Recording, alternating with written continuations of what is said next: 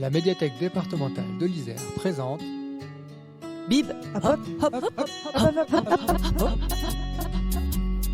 Bibop, Bibop, parlons bibliothèque.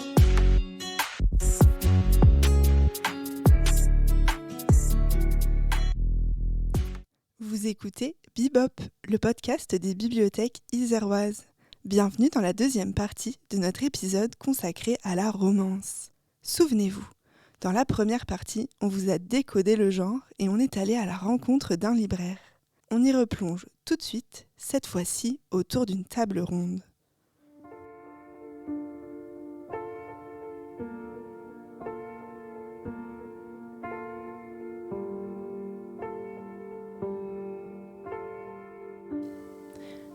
Bonjour à toutes et à toutes. J'ai le plaisir d'être bien entourée aujourd'hui à la médiathèque départementale car nous avons invité 3 collègues bibliothécaires du réseau à venir nous parler de romance. Et je vous laisse vous présenter. Donc Sophie Giraudon, je suis bibliothécaire à Voiron. La médiathèque de Voiron fait partie du réseau des 19 bibliothèques du pays voironnais. Bienvenue Sophie. Merci. Bonjour, je suis Catherine Hiver, je suis bibliothécaire à Montalieu-Versieux, tout au nord du département, et coordinatrice d'un réseau qui s'appelle 321 Réseau. Bienvenue Catherine. Bonjour, je m'appelle Myriam Petrequin, je suis bibliothécaire à Saint-Jean-de-Bournay, je fais partie du réseau de Bièvre-Isère Communauté qui compte 24 médiathèques. Bienvenue Myriam.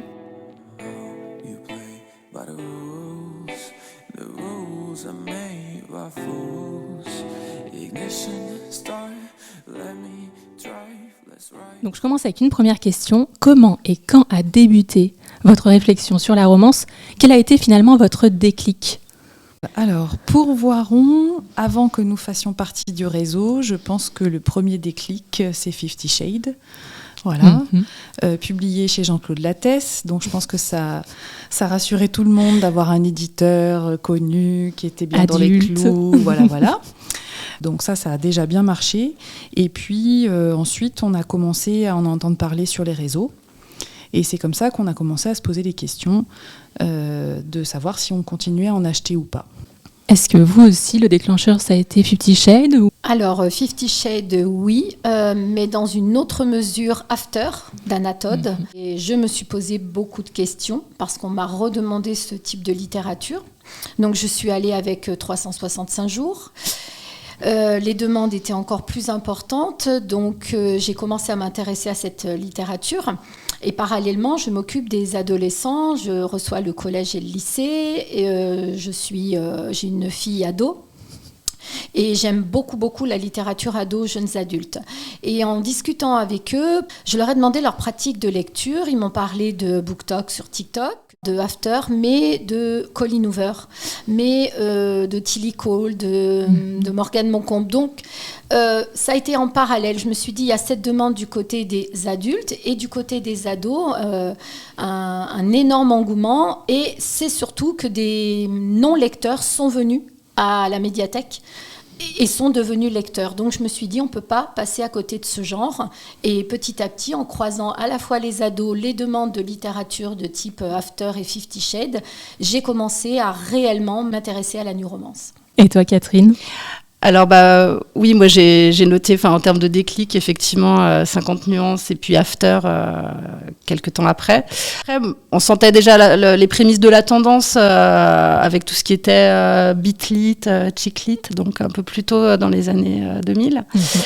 Et oui, effectivement. Alors nous, on a eu à la fois des demandes effectivement sur ces titres-là qui étaient très médiatiques. Après, effectivement, d'autres demandes. Nous, c'est beaucoup effectivement les suggestions de lecteurs et les dons également qui ont fait rentrer la romance chez nous.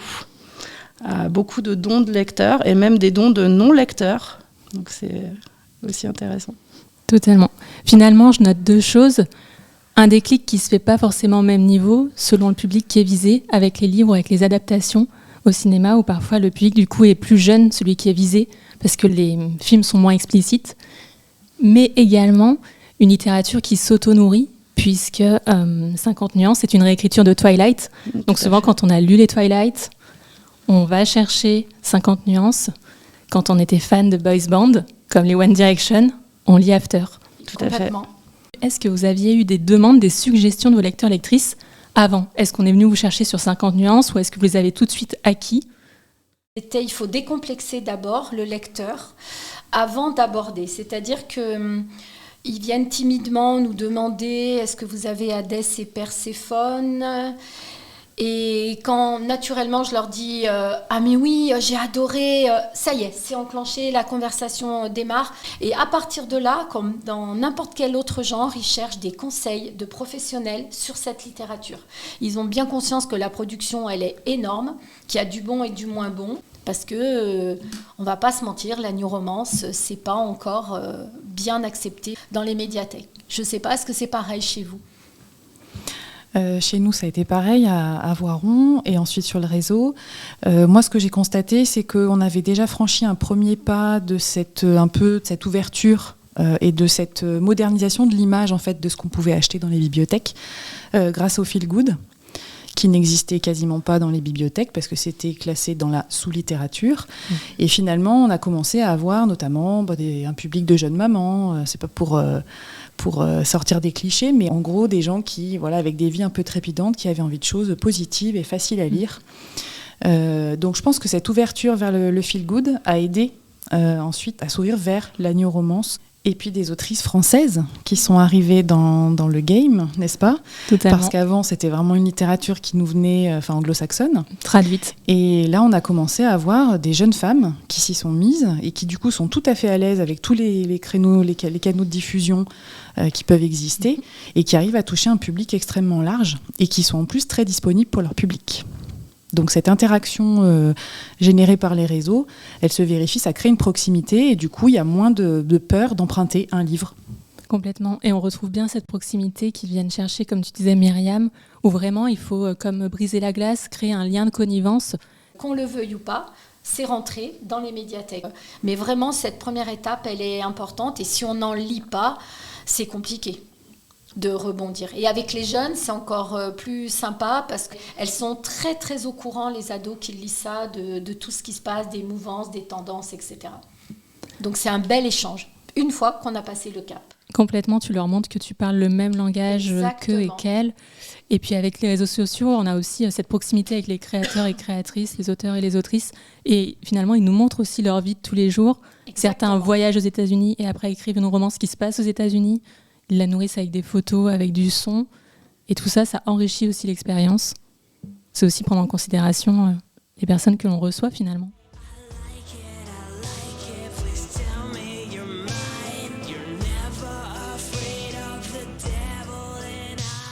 Ça y est, on le sait.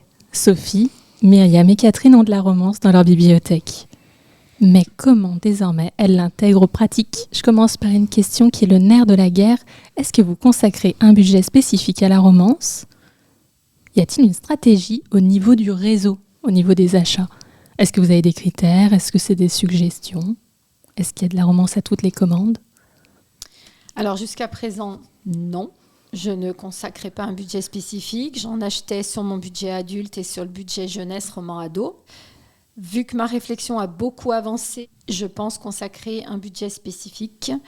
Et on est en pleine restructuration de notre politique documentaire, donc évidemment l'intégrer au niveau du réseau. Dans mon réseau, moi, je me suis rendu compte qu'en fait, la romance, elle était à peu près partout. C'est-à-dire qu'on en a dans le secteur ado, beaucoup, dans les romans.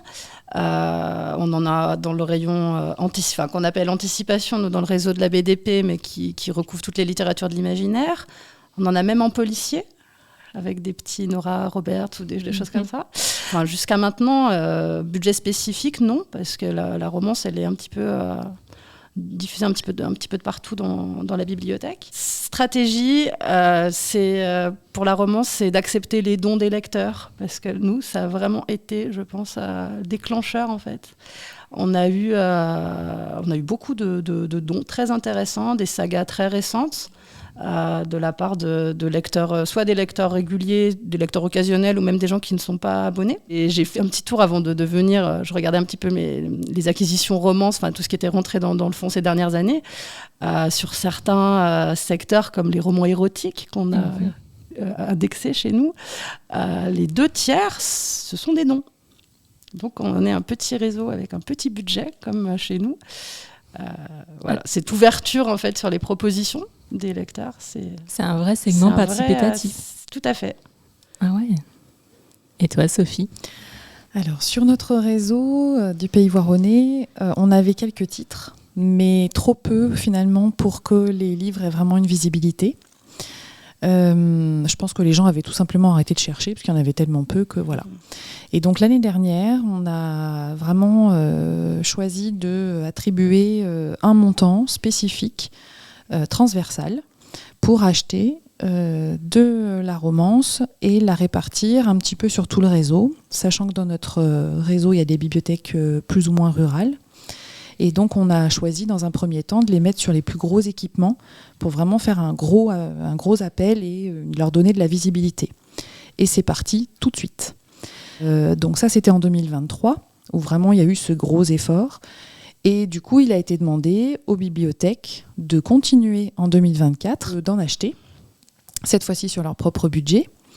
Et finalement, comme tout le monde avait vu qu'il y avait des réservations, que ça a créé des demandes, parce que ça y est, on a libéré la parole du lecteur, le lecteur se sentait en capacité de demander des achats. Du coup, je vois que ça y est, tout le monde a pris le pli. Alors après, plus ou moins, selon nos budgets et notre public, mais c'est lancé et ça marche du tonnerre. J'ai pas lâché les couvertures avec les petits jeans et les torses bodybuildés comme ça. J'ai envoyé très régulièrement à toutes mes collègues des articles qui paraissaient aussi bien dans la presse professionnelle du livre que dans des quotidiens nationaux pour leur montrer que même si dans les tops des ventes, on ne les voit pas toujours, ces livres, ils sont invisibilisés en fait par la chaîne du livre. Ce sont les vraies meilleures ventes. Et du coup, pour leur montrer en fait que même à l'intérieur de la romance, il y avait beaucoup de choses, parce que je pense qu'il y avait une peur d'une sexualité complètement exacerbée, désorganisée, enfin voilà. Donc ces articles qui reposaient sur des journalistes littéraires qui vraiment s'étaient penchés sur tout ça. Ça a aidé aussi un petit peu à montrer que la proposition que j'avais faite, elle n'était pas complètement déconnante et que pour le public, puisque c'est bien ça au bout du compte qui importe, il y avait une réponse à leur donner sur cette littérature. Tu as complètement raison parce que Babelio a fait un magnifique sondage sur la New Romance et Livre Hebdo fait un webinaire sur la New Romance le lundi 27 mai et le roman se maintient grâce aux ventes de la New Romance. J'en profite pour rebondir. Acheter de la romance, oui. Ma question finalement, elle a 2 volets. C'est comment faites-vous votre veille ? Où vous trouvez comment ça fonctionne, suggestions de lecteurs, lectrices, les réseaux sociaux, des outils de veille traditionnels, les recommandations Pass Culture, mais surtout, comment faites-vous votre choix dans ce vaste vivier de références qui ne cesse de s'enrichir de titres au fur et à mesure que la tendance s'accroît ?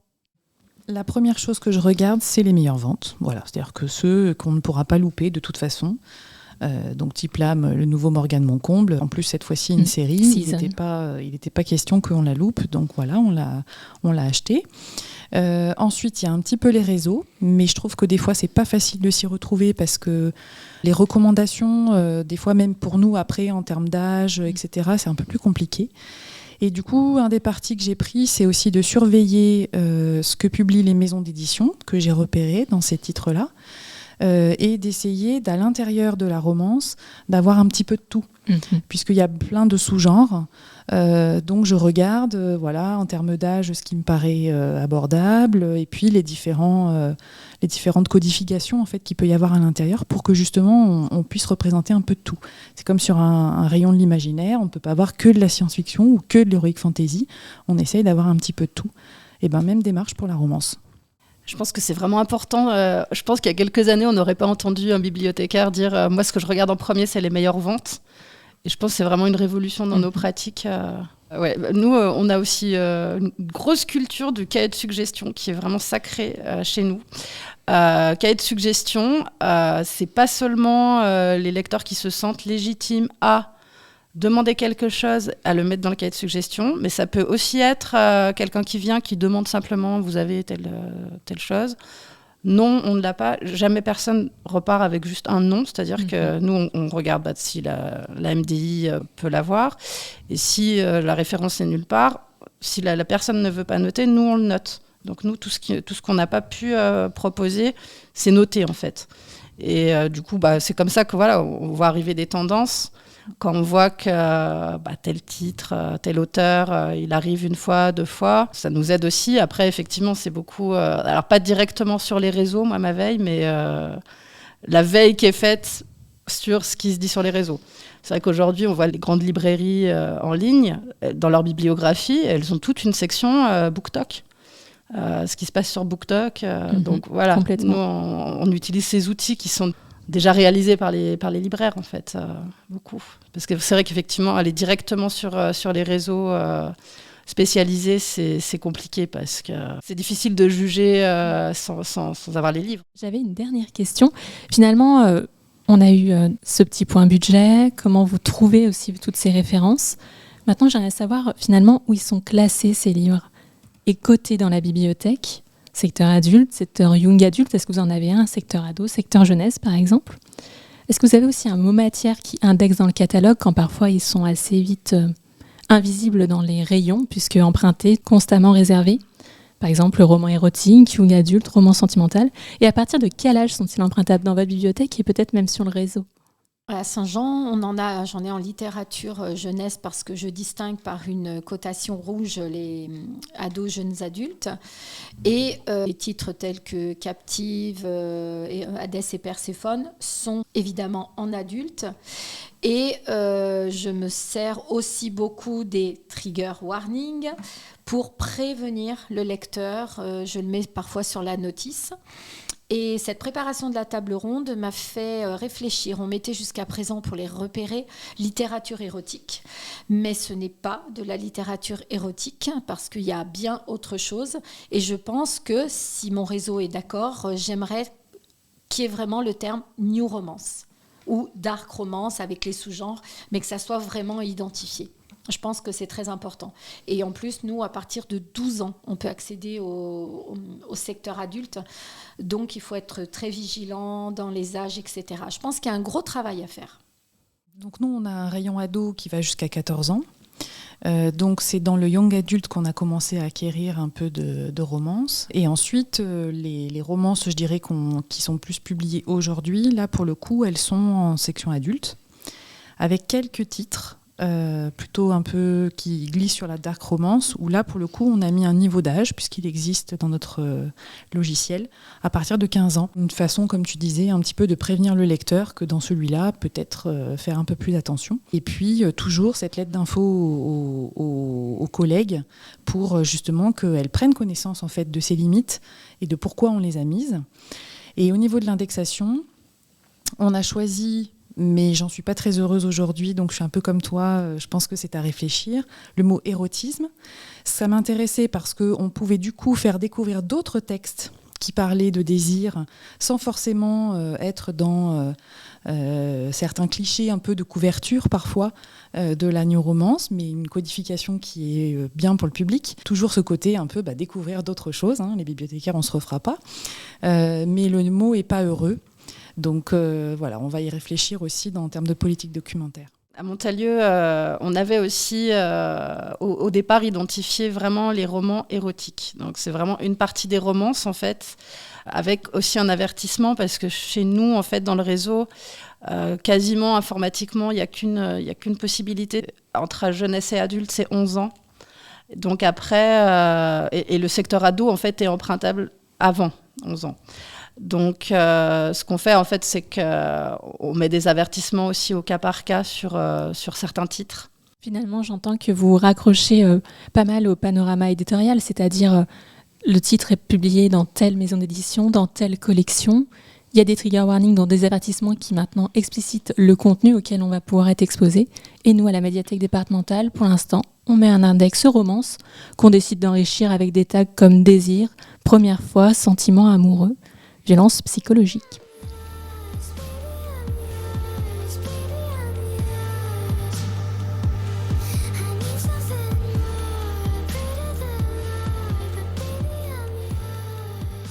sujet piquant, les résistances. Avez-vous fait face à des résistances au sein des équipes, puisqu'on a parlé de genèse du projet et puis achat de romance, et comment les avez-vous convaincus ou non ? Alors moi, je ne peux pas parler de résistance. J'aurais préféré. C'est pas d'avis. Tiens, ils ont réservé beaucoup à Hadès et Perséphone. Voilà, captive, on ne connaît pas. Je ne m'avoue pas vaincue suite à cette table ronde. Je vais proposer des petites initiations, des petites formations. Moi, j'aurais préféré des résistances. Est-ce que ça a été le cas chez vous ? Nous, on a eu effectivement des résistances, pas au tout début, avec cet achat dont je parlais tout à l'heure, cet achat 2023, mais plus des lecteurs qui me disaient on est allé dans une autre bibliothèque du réseau et en fait, dès qu'on est arrivé, qu'on a commencé à regarder les livres, la bibliothécaire est venue en nous disant « Oui, alors le réseau nous envoie ça, mais alors, on ne comprend pas pourquoi ça a été acheté. » Donc, c'est pas grave. Moi, je suis têtue, donc on continue quand même. Et après, il y a eu des résistances, mais je dirais que c'était plutôt lié à de la peur. À savoir comment être en capacité de renseigner le public dessus. Donc là, pour le coup, il y avait un rôle à jouer. Donc les articles que j'avais pu envoyer aux collègues pour prendre connaissance du genre ont un peu aidé. Et puis, j'ai essayé surtout de leur donner des comparaisons qu'ils avaient déjà. Du type, écoutez, est-ce que vous lisez du terroir ? Oh, non, je lis pas de terroir, ça sort tout seul. Je dis, mais vous êtes en capacité de renseigner, de guider le public sur le terroir ? Oui. Et du coup, la romance, ça va être la même chose. Petit à petit, prenez connaissance des éditeurs, des sous-genres, des auteurs, et ensuite, vous n'êtes pas obligé d'en lire, mais du coup, vous êtes en capacité de renseigner. C'est ça notre métier. À Montalieu, pas particulièrement de résistance. On a quand même une culture partagée du respect vraiment de toutes les pratiques de lecture en fait. On est plutôt content en fait de voir les lecteurs satisfaits de lire des choses positives, de lire des choses qui finissent bien. Parce que on avait quand même pendant quelques années l'impression un peu pesante de proposer dans la littérature blanche beaucoup de choses sérieuses, tristes, dures et tout ça, et de pas avoir suffisamment de matière pour conseiller les nombreux lecteurs qui venaient en demandant des choses pour s'évader. Et pour moi, c'est vraiment le retour de la littérature d'évasion. Il y a la littérature feel good, mais la romance fait du bien à sa manière aussi, quoi. Il y a quelque chose d'intéressant que tu as dit, Sophie, c'est elles ne sont pas obligées d'en lire. Mais par contre, renseigner le lecteur, c'est ce que je leur ai dit, ça fait partie de notre métier. Donc, est-ce que tu as mis en place des choses déjà pour les aider un petit peu ? Alors, à chaque fois que je trouve un article, donc ça, je l'ai fait pour essayer de les convaincre l'année dernière, mais je continue. J'ai passé la main sur la fiction adulte au niveau de la politique documentaire du réseau à une collègue qui assure cette veille pour justement nous guider, en fait, y compris les collègues bénévoles, puisque sur notre réseau, il y a beaucoup de bénévoles qui sont parfois, mais pas toujours, encore plus frileux et puis encore plus peureux en fait, face à cette littérature. Mais après, le public, je pense, a fait son choix. Et ça, une fois que le public s'impose, il y a eu vraiment des verrous qui sautent. Voilà. La peur qu'une collègue m'a dit, c'est qu'est-ce qu'on répond aux lecteurs s'ils nous disent « Mais vous avez ça, vous ?» Alors, je lui ai dit, je pense que ça va être « Waouh, vous avez ça !» plutôt que vous avez ça, vous. Et je lui ai dit, si on te dit ça, on est en devoir d'avoir des collections les plus larges, les plus encyclopédiques et qui collent à l'actualité. Je pense que c'est là-dessus qu'elles ont le plus de crainte. Donc, comment réagir surtout si elles ne connaissent pas cette littérature, elles ne savent pas forcément dire, mais attendez, il y a plusieurs styles et tout ça. Voilà. Il y a encore des choses à faire. Je pense qu'il peut y avoir aussi des résistances ou des incompréhensions de la part des parents.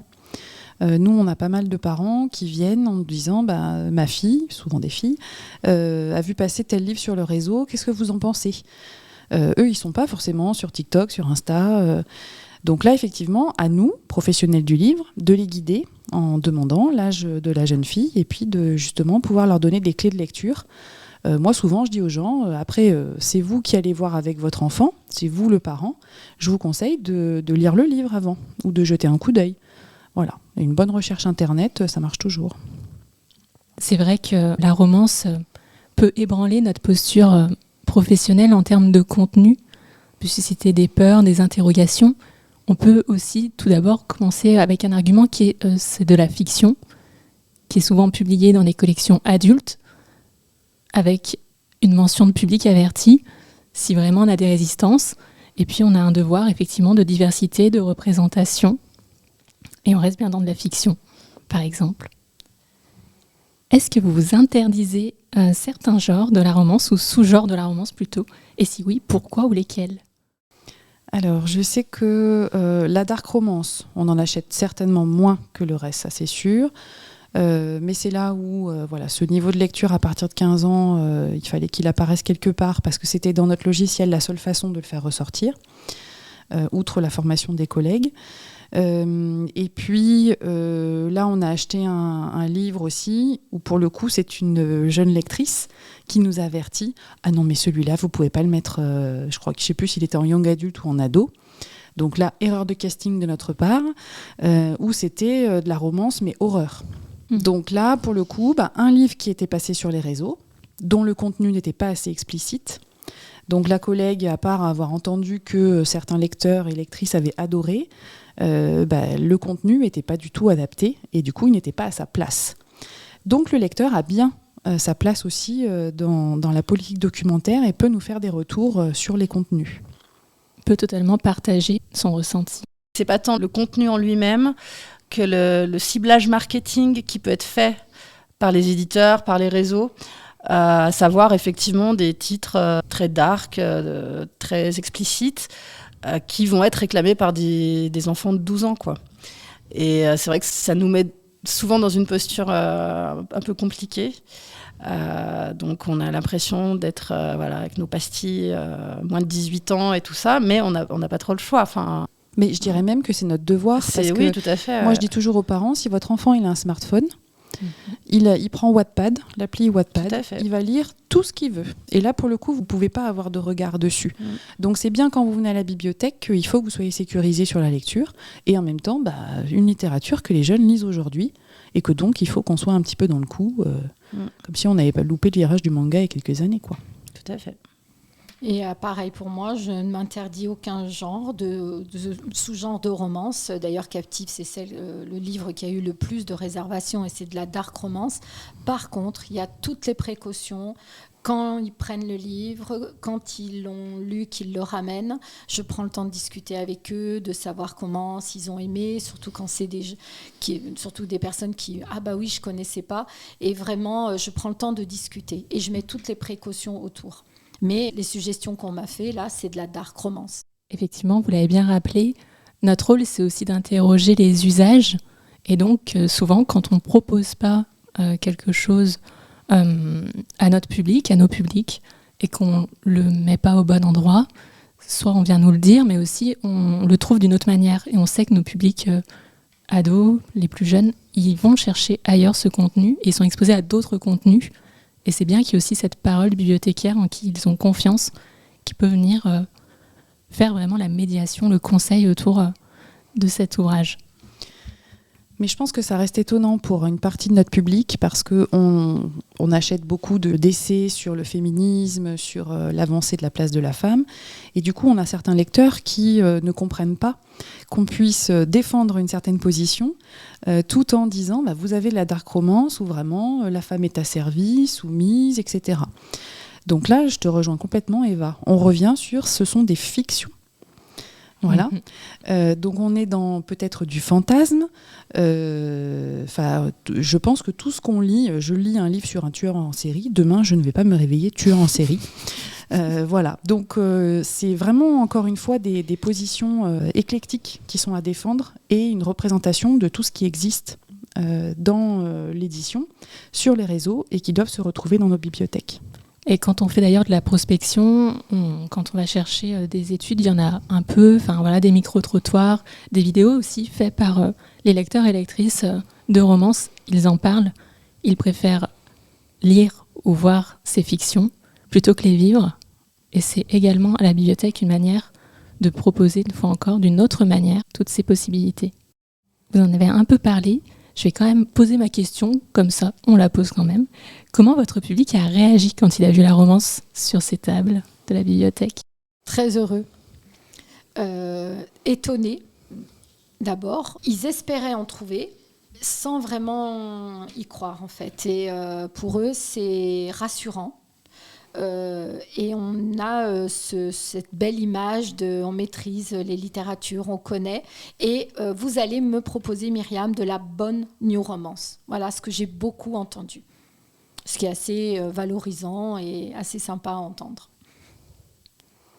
Nous, c'est les ados, je dirais, qui fréquentent beaucoup la médiathèque de Voiron parce qu'on a une proximité avec des établissements scolaires, mais qui finalement utilisaient plutôt la Wi-Fi et puis les fauteuils confortables.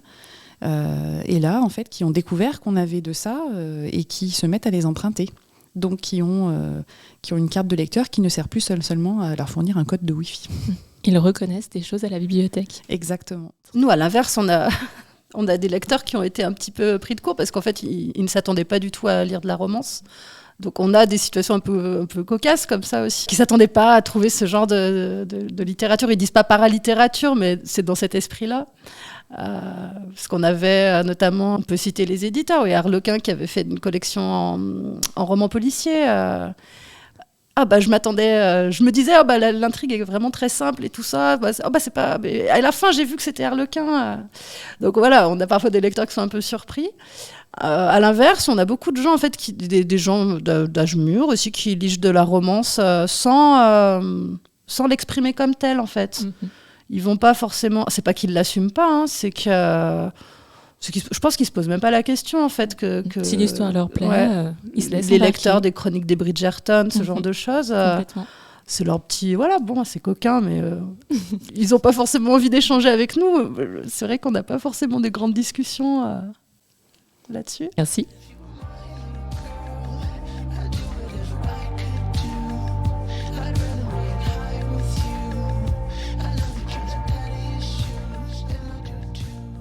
On a parlé conseil au plus près du lecteur ou de la lectrice.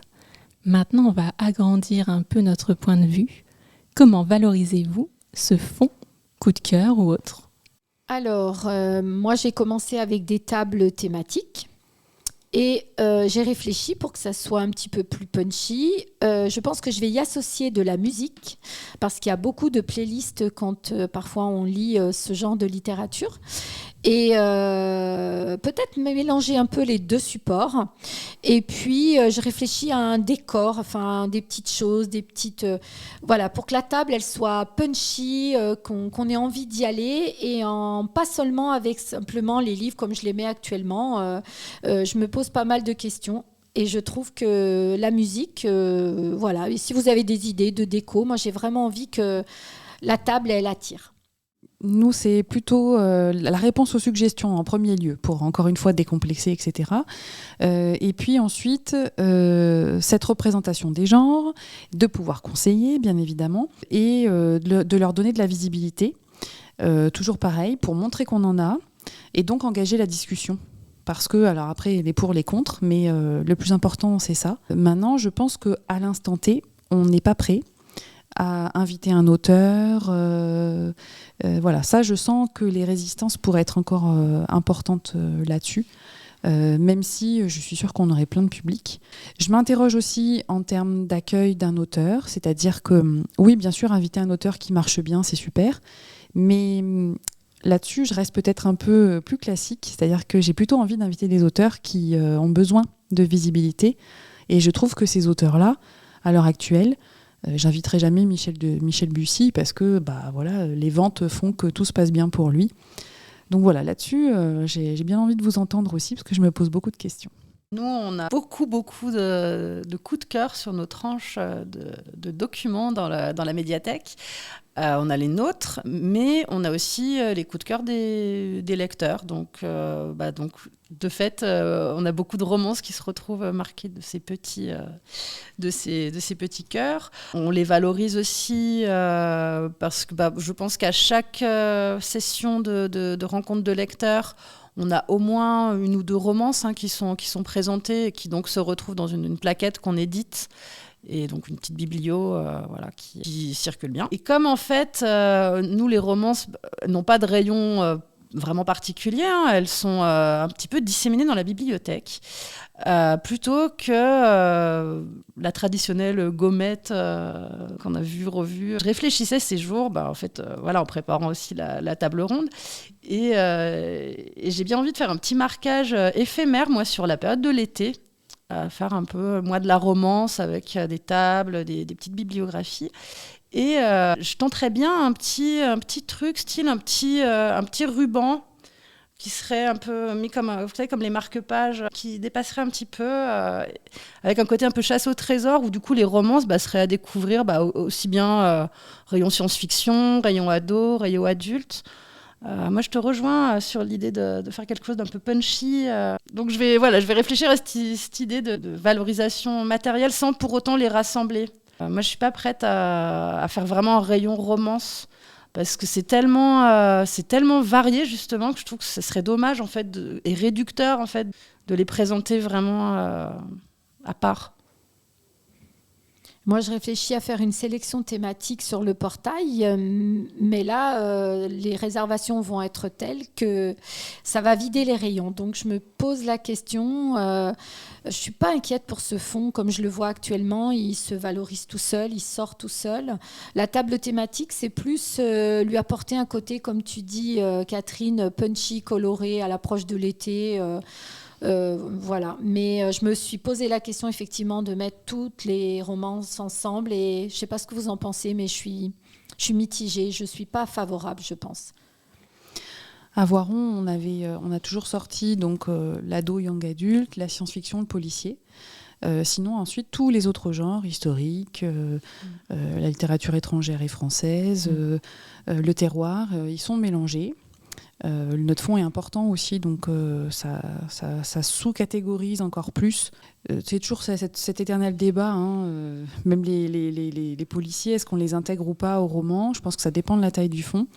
Mais ça me gêne un peu de les mettre à part, parce que je trouve que justement, là, notre boulot, c'est plutôt de les intégrer à la littérature, à toutes les littératures. Donc les mettre à part, finalement, je trouve que ça les met en valeur, certes, mais ils n'en ont pas besoin. Donc j'ai plutôt envie de les inclure au reste. Seriez-vous prête à organiser un club de lecture romance ou une rencontre d'auteurs ou d'autrices, ou même organiser une sortie dans un festival littéraire dédié à la romance ? Alors, la sortie au salon littéraire, moi j'aurais envie d'y emmener plutôt des collègues du réseau, pas forcément du public, pour justement peut-être démystifier un peu le genre, rencontrer des gens qui en lisent, des vrais, et puis des éditeurs et des lecteurs. Donc toujours dans ce souci de s'approprier ce genre et de le découvrir mieux. Alors moi, comme donc le club lecture, j'aimerais bien lancer à la rentrée, donc pourquoi pas commencer par la New Romance ou le policier, j'hésitais. Inviter un auteur, j'aimerais beaucoup. Dans les salons locaux que j'ai fait, j'ai rencontré 2 jeunes femmes qui écrivent un petit peu ce genre de littérature, une sur mon territoire et une sur le côté de Vienne. Et elles sont vraiment adorables toutes les deux, et elles ont des parcours totalement atypiques pour expliquer pourquoi elles ont écrit ça. Donc j'aimerais bien. Et un salon, je te rejoins complètement à emmener mes collègues. Et là, ça serait vraiment une journée professionnelle pour moi, organisée, et pour démystifier un petit peu, pour enlever les préjugés, rencontrer des passionnés qui sauront peut-être mieux les convaincre. Donc oui, pour les 3. Club de lecture, pourquoi pas ? En fait, de même que pour les mangas, moi, j'aimerais arriver à faire quelque chose du style vraiment comité d'acquisition partagé plutôt, avec, comme on le disait tout à l'heure, il y a une telle variété d'auteurs, de titres et tout ça. Nous, jusqu'à maintenant, on arbitre, on va dire au nombre de suggestions sur le cahier, mais l'idée, ça serait plutôt de mettre à plat. On a 10 auteurs, 10 sagas, voter lesquels on achète, quoi. Ça serait plutôt dans cette idée-là de comité d'acquisition partagé. Et puis je dirais aussi qu'il y a un travail à faire peut-être avec certains de nos libraires, c'est-à-dire essayer de les convaincre de s'y mettre eux-mêmes, puisque finalement ce sont aussi des sources pour nous de différentes... Les acteurs de la chaîne du livre. Exactement. Une valeur de conseil, souvent dans les marchés publics où on demande qu'ils soient en capacité de nous conseiller.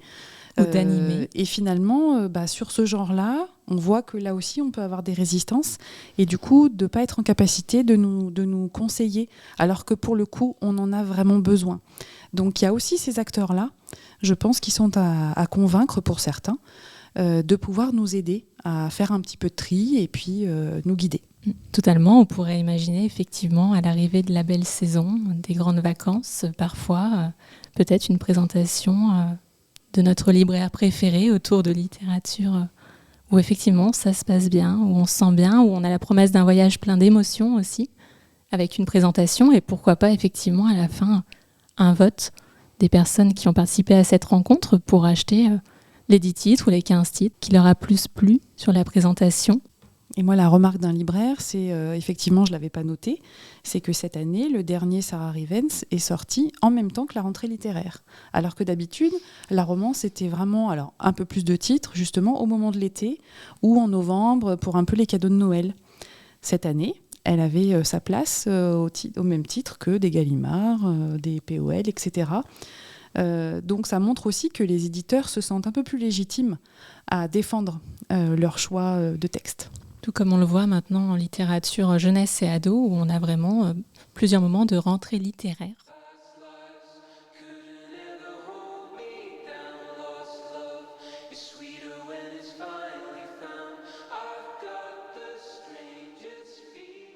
Lire de la romance, c'est toujours la promesse de plonger dans une histoire pleine d'émotions.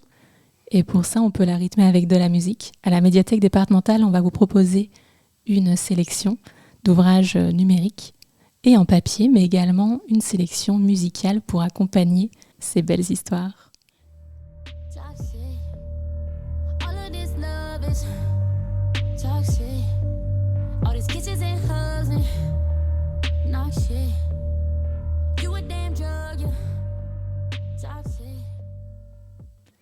Je vous remercie pour ce grand moment ensemble qui a été riche de partage, du partage de vos expérimentations, mais aussi de votre posture professionnelle, de la valorisation de nos métiers aussi, de conseils et d'acteurs dans la chaîne du livre, mais aussi citoyens au sein de nos villes et nos villages. Donc je voulais vraiment vous remercier, Sophie, Myriam et Catherine, d'avoir répondu présentes aujourd'hui autour de cette table ronde. Écoutez, merci de l'invitation. Moi, la seule chose que je voulais rappeler, c'est que ce qu'on acquiert, c'est pour le public et c'est pas forcément pour nous.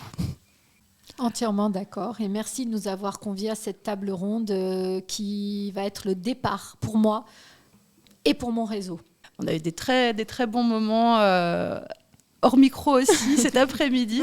C'est vraiment très agréable de pouvoir échanger comme ça sur nos pratiques d'acquisition. On ne se connaissait pas ou très peu et c'était vraiment très, très sympa de penser à nous et de nous intégrer à cette réflexion.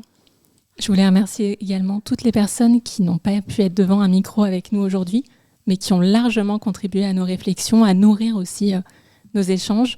Je voulais vraiment aussi remercier mes collègues de la médiathèque départementale, Pierrette, Fiona et Agnieszka, avec qui on a monté ce podcast en 2 volets. Et je vous dis à bientôt.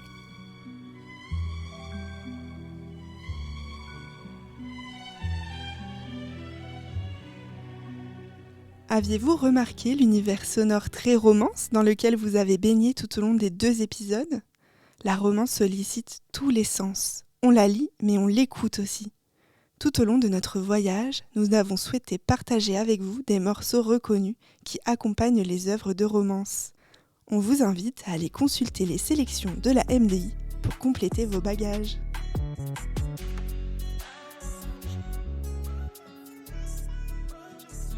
Bebop!